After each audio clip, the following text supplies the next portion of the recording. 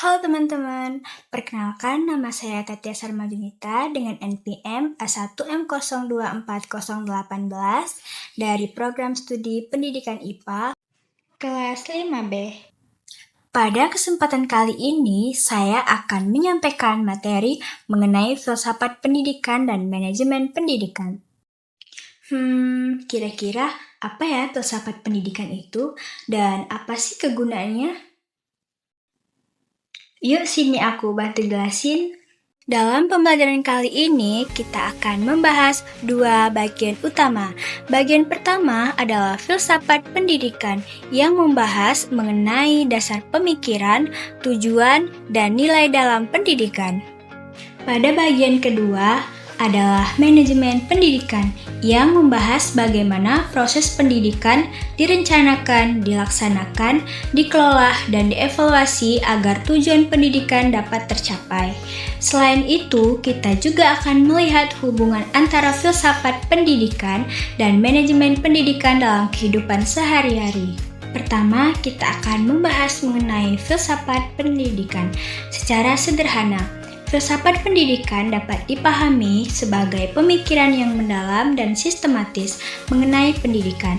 Filsafat pendidikan membahas berbagai pertanyaan mendasar seperti apa hakikat pendidikan, mengapa manusia membutuhkan pendidikan, apa tujuan pendidikan, bagaimana proses pendidikan seharusnya dilakukan, serta nilai-nilai apa yang perlu dikembangkan melalui pendidikan. Pendidikan pada dasarnya tidak hanya bertujuan untuk membuat seseorang menjadi pintar atau memiliki banyak pengetahuan.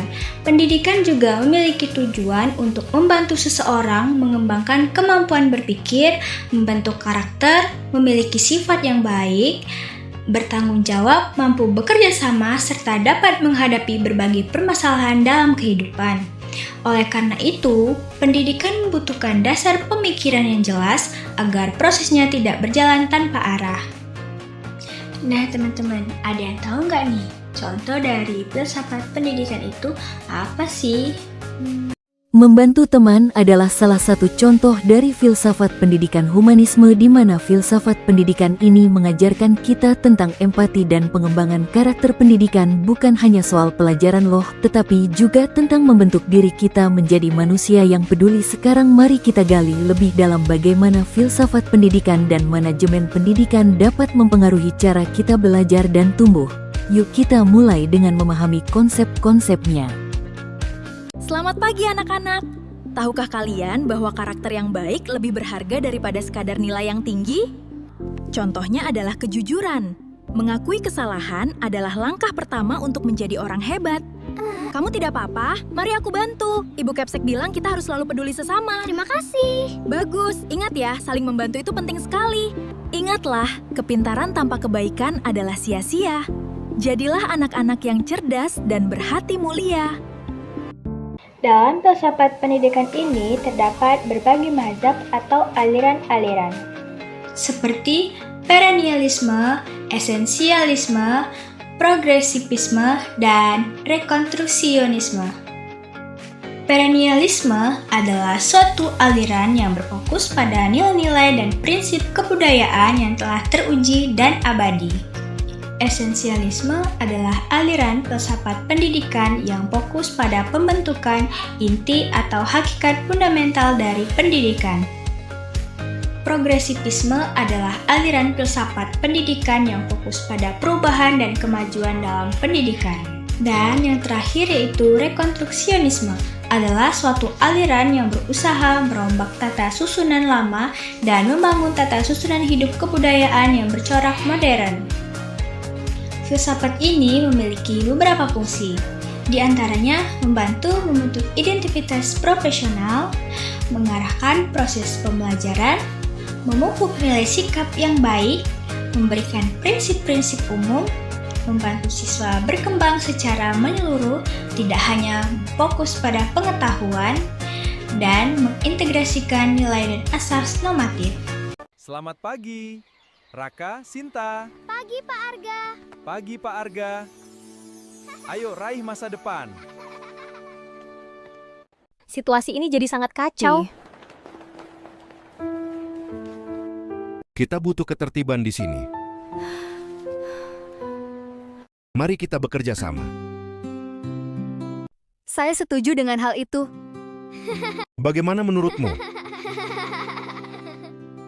Mari kita ubah sekolah kita. Saya setuju. Coba lihat gambar-gambar kita. Kerja yang luar biasa, semuanya. Satu visi, 1000 mimpi, satu nahkoda hati. Bersama, kita wujudkan masa depan pendidikan yang cerah. Nah teman-teman, ada yang tahu nggak nih apa itu teori manajemen pendidikan?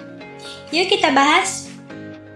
Manajemen pendidikan adalah proses mengelola kegiatan pendidikan secara terencana dan teratur untuk mencapai tujuan pendidikan secara efektif dan efisien.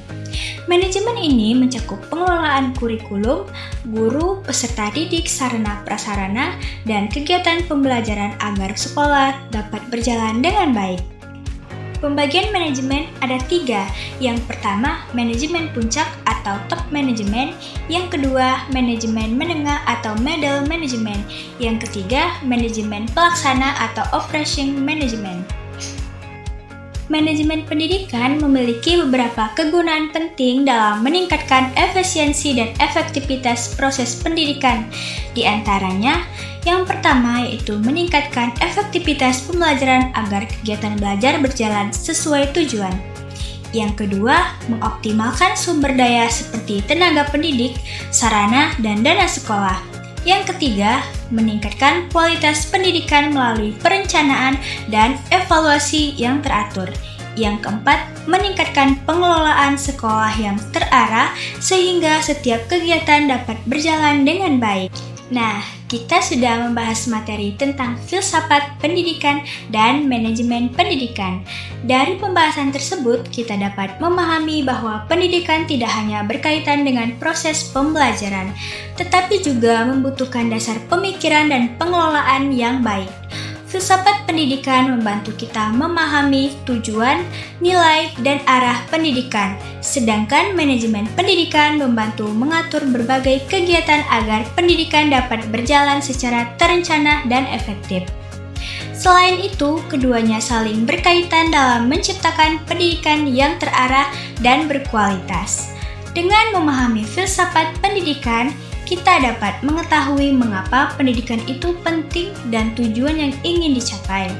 Sementara itu, melalui manajemen pendidikan, tujuan tersebut dapat diwujudkan melalui perencanaan, pelaksanaan, dan evaluasi yang baik. Jadi, dapat disimpulkan bahwa filsafat memberikan arah dalam pendidikan, sedangkan manajemen membantu mewujudkan arah tersebut dalam praktiknya. Dengan demikian, pemahaman kedua materi ini dapat menjadi dasar untuk meningkatkan kualitas pendidikan di sekolah.